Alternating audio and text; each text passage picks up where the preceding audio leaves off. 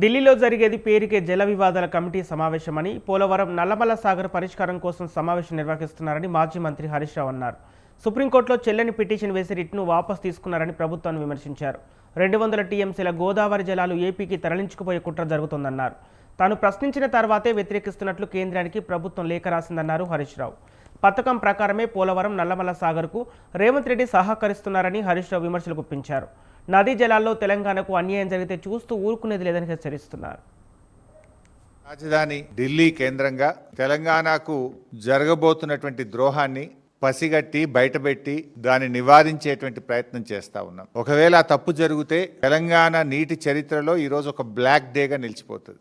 గోదావరి జలాల అక్రమ తరలింపు విషయంలో బీఆర్ఎస్ పార్టీ మొదటి నుంచి కూడా ఈ రాష్ట్ర ప్రభుత్వాన్ని అప్రమత్తం చేస్తూనే వస్తుంది. మీకు కూడా తెలుసు, నేను గతంలో కూడా డాక్యుమెంట్స్ కూడా బయట పెట్టాను.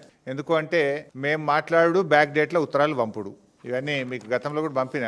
నేను ఇదే భవన్లో ప్రెస్ మీట్ పెట్టంగానే ఒక 3 అవర్స్లో నిన్నటి డేట్తో ఉత్తరం రాస్తాడు ఉత్తమ్ కుమార్ రెడ్డి. మాకేమో స్టేట్ ఇంట్రెస్ట్ కనుక వాళ్ళకి పట్టింపు లేదు. మేము పదే ఆ విషయాలు బయట పెడుతూ రాష్ట్ర ప్రభుత్వాన్ని మేము అప్రమత్తం చేస్తుంటే ఇంకేదో ఫేస్ సేవింగ్ కోసం బ్యాక్ డేట్లు వేసి నా ప్రెస్ మీట్ అయినాక 5 గంటలకు 3 గంటలకో 4 గంటల తర్వాత ఇన్ని ప్రెస్ నోట్లు లెటర్లు కేంద్ర ప్రభుత్వానికి ఈ రాష్ట్రం రాసింది. డాక్యుమెంట్స్ కూడా అన్ని నేను రిలీజ్ చేస్తున్నాను. పరిస్థితి ఏమైందంటే మొద్దు నిద్రపోతుంది. ఈ ప్రభుత్వం కుంభకర్ణుడిలాగా నిద్రపోతా ఉంది. ముళ్ళుగట్టబట్టి పొడిస్తే తప్ప ఈ ప్రభుత్వం నిద్రలేస్తలేదు. అది గోదావరి బనకచెర్ల ప్రాజెక్ట్ అయినా, గోదావరి నల్లమల్ల సాగర్ ప్రాజెక్ట్ అయినా జరిగేది మాత్రం గోదావరి జలాల దోపిడీ, జరిగేది మాత్రం తెలంగాణకు నష్టం. ప్రాజెక్టు పేరు మారింది తప్ప ఆంధ్రప్రదేశ్ జలదోపిడిని మాత్రం ఆపలేదు. ఈ జలద్రోహం విషయంలో కత్తి బాబు గారిది, పొడిచేది రేవంత్ రెడ్డి. ఎందుకంటే కేసీఆర్ గారు చెప్పేటోళ్ళు కత్తి ఆంధ్రోళ్ళది, పొడిచేటోడు మనోడే ఉన్నాడు అన్నట్టు ఇవాళ ఈ గోదావరి జలద్రోహం విషయంలో కత్తి బాబు గారిది, పొడిచేటోడు రేవంత్ రెడ్డి గారు.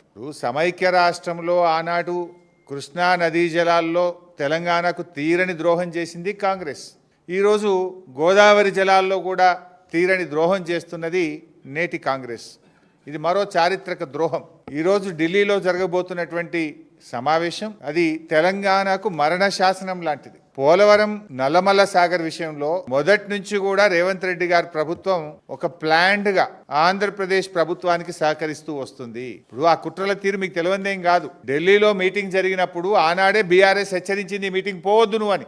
పోనంటూనే మీటింగ్ కు పోయిండు. సంతకం పెట్ట అంటూనే సంతకం పెట్టిండు. ఎజెండాలో లేనే లేదని బుకాయించిండు. కమిటీ వెయ్యను అన్నాడు, కమిటీ వేసిండు. సుప్రీంకోర్టులో కేసేవయ్య బాబు అని మేము ముళ్ళుగట్టబట్టి పొడిస్తే ఆంధ్రప్రదేశ్ గోదావరి నల్లమల్ల సాగర్కు టెండర్లు పూర్తయి అవార్డు ఇచ్చి కాంట్రాక్ట్ అగ్రిమెంట్ అయినాక సుప్రీంకోర్టులో కేసేసిండు. పోనీ వేసిన కేసన్న సక్కగేసిండు అంటే చెల్లని విరిట్టేసిండు, మళ్ళీ వాపస్ తెచ్చుకున్నాడు. దానికి సూటు బూట్ వేసుకొని పోయిండు ఉత్తమ్ కుమార్ రెడ్డి సుప్రీంకోర్టుకు. ఒక ప్లాన్ ప్రకారం, ఒక పథకం ప్రకారమే రేవంత్ రెడ్డి గారు గోదావరి నల్లమల్ల సాగర్ కు సహకరిస్తున్నాడు.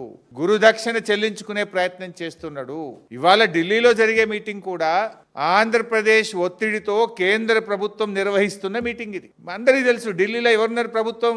బీజేపీ తెలుగుదేశం పార్టీల సంయుక్త ప్రభుత్వం కేంద్రంలో ఉన్నది. ఢిల్లీలో ఉన్నది తెలుగుదేశం ప్రభుత్వం. ఇలా ఆంధ్రప్రదేశ్లో ఉన్న అధికారంలో ఉన్న పార్టీ ఢిల్లీలో కూడా అధికారాన్ని పంచుకుంటుంది. 2 రాష్ట్రాల్లో తెలుగుదేశం బీజేపీలు అధికారాన్ని పంచుకుంటున్నాయి. ఆంధ్రప్రదేశ్ ఒత్తిడితోనే ఢిల్లీలో మీటింగ్ జరుగుతూ ఉంది.